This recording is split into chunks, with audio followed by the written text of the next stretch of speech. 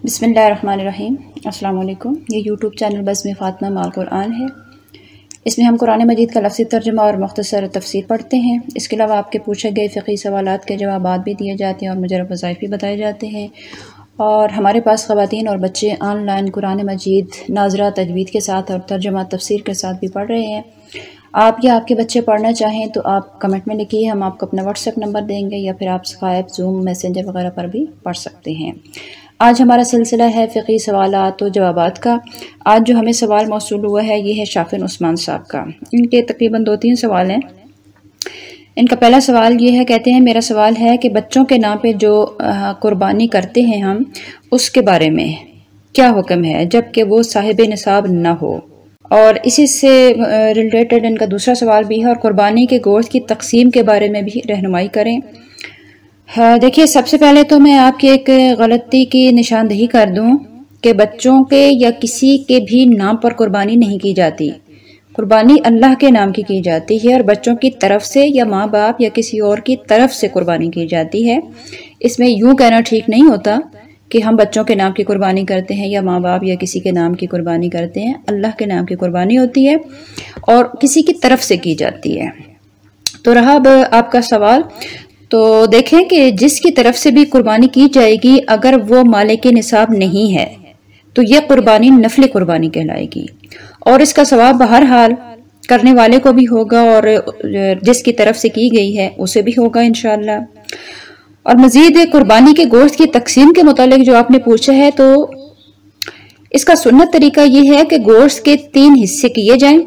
एक हिस्सा गरीबों को दिया जाए, एक रिश्तेदारों को और एक अपने इस्तेमाल के लिए रखा जाए।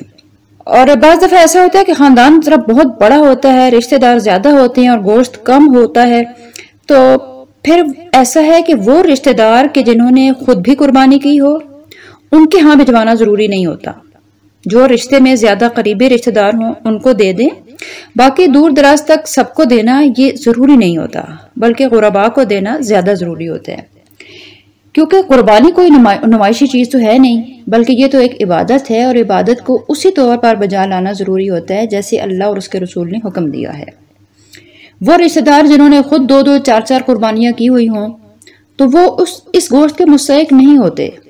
तो कुर्बानी का मकसूद तो ये होता है कि मुस्तहिकीन तक गोश्त पहुँचाया जाए, कि जो गरीब बेचारे साल भर गोश्त नहीं खा सकते उन्हें खिलाया जाए, फिर चाहे वो मुस्तहिक रिश्तेदार हों या गैर रिश्तेदार। तो खुलासा ये हुआ कि रिश्तेदारों को जो दिया जाता है गोश्त, वो उन रिश्तेदारों को दिया जाए कि जो एक तो रिश्ते में बहुत ज़्यादा करीबी हैं और दूसरा ये कि जो मुस्तहिक हैं। जिन रिश्तेदारों ने खुद बहुत सारी कुर्बानियाँ की हुई हैं या एक भी अगर किसी ने की है तो वो आपके गोश्त का ज़रूरतमंद नहीं है, इसी तरह आप भी उसके गोश्त के ज़रूरतमंद नहीं है। तो ये गोश्तों का तबादला करना ये ज़रूरी नहीं होता, बल्कि मुस्तहिकीन तक गोश्त पहुँचाना ज़रूरी होता है। आपका दूसरा सवाल कि अगर कहीं जाना हो तो क्या ज़ोहर की नमाज के साथ ही असर की नमाज पढ़ सकते हैं। देखिए, गुजारिश ये है कि नमाज की कुछ शराइत हैं, उन शराइत के बगैर नमाज होती ही नहीं। नमाज की शराइत जो है वो 6 हैं, आप याद रख लें। तहारत यानी लिबास, जिस्म और उस जगह का पाक होना जिस जगह पे आप नमाज पढ़ रहे हैं। और नंबर 2 सत्रे औरत, इसमें औरत के लिए सर से पांव तक सिवाय मुंह और हथेलियों के सब जिस्म का ढका होना और मर्द के लिए नाभ से लेकर घुटनों तक जिस्म का ढका होना फर्ज है। और तीसरी शर्त इसकी है इस्तकबाल किबला, यानी मुंह किबला की तरफ होना भी फर्ज है। चौथी शर्त है वक्त का होना, यानी जो नमाज आपने पढ़नी है उसका वक्त भी शुरू हो चुका हो। और नंबर 5 जो है वो है नय्यत, के बगैर नय्यत के ऊपर नीचे होना बेसूद है, नमाज नहीं होती। और छठी शर्त जो है वो है तहरीमा, यानी अल्लाह अकबर कहकर नमाज शुरू करना।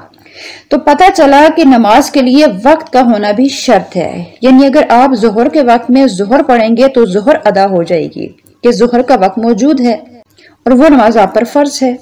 लेकिन असर का वक्त तो अभी शुरू ही नहीं हुआ, लिहाजा असर की नमाज अभी आप पर फर्ज ही नहीं हुई, तो उसे आप अदा कैसे कर सकते हैं। जैसे और बहुत से काम वक्त के बगैर नहीं हो सकते, इसी तरह नमाज भी वक्त से पहले नहीं हो सकती। मिसाल के तौर पर आप रमजान के रोजों की मिसाल ले लें कि कोई शख्स ये कहे کہ رمضان جب آئے گا تو ان دنوں تو مجھے فلاں کام کرنا ہے یا مجھے کہیں جانا ہے یا رمضان میں بڑی گرمی ہوگی تو میں پہلے ہی رمضان کے روزے رکھ لیتا ہوں، تو ایسا تو ممکن نہیں ہے نا۔ تو رمضان کے روزے رمضان میں ہی رکھے جاتے ہیں، اور حج ہے تو وہ ذی الحجہ ہی میں کیا جاتا ہے۔ ذی الحجہ کے علاوہ اس پہلے کوئی کرنا چاہے کہ میں رمضان میں حج کر لیتا ہوں یا میں ذیقعدہ میں حج کر لیتا ہوں، تو ایسا نہیں ہے، جب اس کا وقت آئے گا تبھی وہ ہوگا، وغیرہ وغیرہ اسی طرح اور بھی عبادات ہیں۔ تو نماز میں بھی وقت سے پہلے نماز نہیں ہو سکتی، جب تک نماز کا وقت شروع نہیں ہوگا اس سے پہلے اگر اگلی نماز کا وقت شروع ہونے سے 2 4 5 منٹ بھی پہلے آپ نماز پڑھ لیتے ہیں تو وہ اگلی آپ کی نماز نہیں ہوگی، کیونکہ ابھی اس کا وقت شروع نہیں ہوا۔ تو یہ جو اذان ہوتی ہے، یہ اذان اس بات کی اطلاع ہوتی ہے اور اس بات کا اعلان ہوتا ہے کہ پچھلی نماز کا وقت ختم ہو چکا ہے، اگلی نماز کا وقت شروع ہو چکا ہے۔ تو یہ اعلان اسی لیے کیا جاتا ہے کہ اب آپ کی اگلی نماز کا ٹائم شروع ہو گیا، آپ اگلی نماز پڑھ لیں۔ امید ہے کہ آپ کو سمجھ آ گئی ہوگی۔ مزید کسی کے ذہن میں اگر کوئی فقہی مسئلہ ہو تو کمنٹ میں لکھیں، انشاءاللہ تعالی ہم آپ کو قرآن و سنت کی روشنی میں اس کا جواب دیں گے۔ اپنا بہت سارا خیال رکھیے گا، مجھے بھی دعاؤں میں یاد رکھیے گا۔ السلام علیکم ورحمۃ اللہ وبرکاتہ۔